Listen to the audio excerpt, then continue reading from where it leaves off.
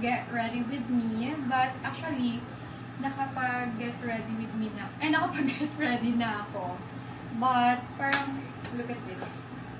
Diba? Parang hindi ko siya feel. Say hi, love. Hi, guys!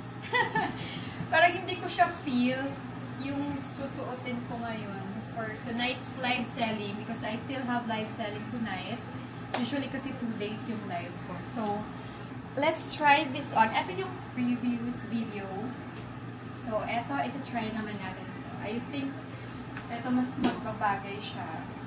Actually, binili ko itong mga dresses nito for my travel sa Japan. But, the weather, akala ko talaga summer na doon.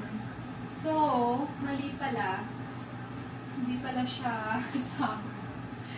Though mainit naman doon, but yung hangin, sobrang lamig. So, pag ito yung isusuot mo sa Japan, ako, sobrang lamig talaga.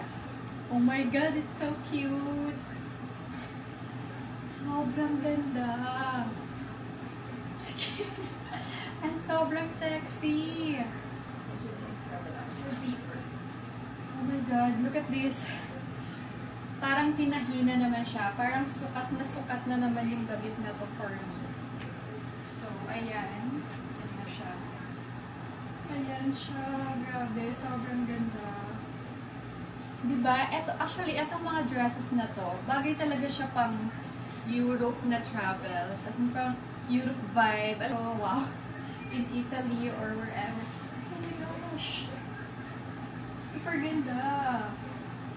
So, actually, nakapag-makeup na ako, and nakapag-curl na ako ng hair. God, it's so ganda!